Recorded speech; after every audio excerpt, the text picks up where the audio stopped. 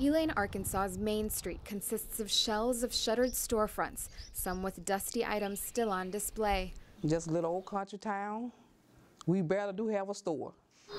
The town's history gives this vacant scenery some haunting context. 100 years ago in Elaine, white mobs massacred hundreds of black men, women, and children in one of the bloodiest racial confrontations in America's history. People still don't talk about it. A lot of people got killed and really wasn't nobody brought to justice. You know, they owned land, they had to run off and leave it, you know, because they were scared.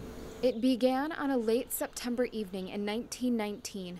A group of black sharecroppers were meeting just north of Elaine to demand better pay for their cotton crops. But a deputy sheriff and security officer, both white, showed up and fighting erupted. The security officer was killed. What followed was what's known as the Elaine Massacre. Mobs of white men flooded into the town, killing an estimated 200 black people. 5 white people lost their lives. Hundreds of black people were also arrested and jailed. The massacre was a part of dozens of race riots and confrontations that broke out across the U.S. from late spring to early autumn in 1919.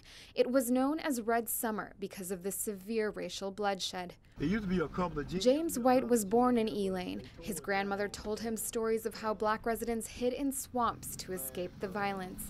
Now he is the director of the Elaine Legacy Center, an organization that's focused on preserving the town's civil rights history. Narratives about the violence in Elaine differ. Researcher Brian Mitchell has been trying to sort through them. Everybody that had some degree of power in the state or in this county was a part of the process of the massacre. So the people who would control all the records are actively suppressing the records.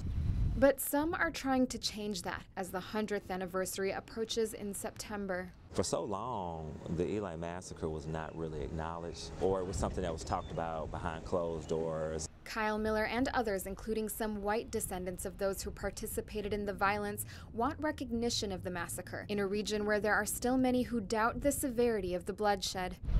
A large, swooping concrete monument is under construction across from the Phillips County Courthouse in Helena, about a half hour from Elaine.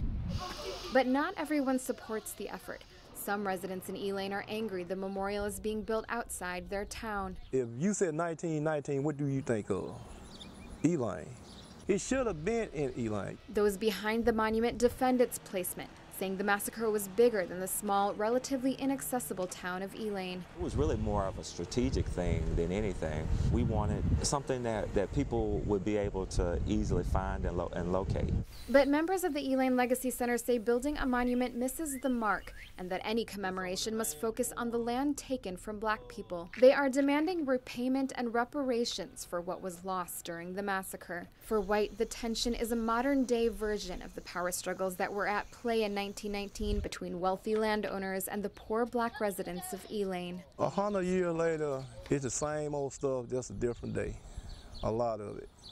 It's the same old game, just a different day. Noreen Nasser, The Associated Press, Elaine, Arkansas.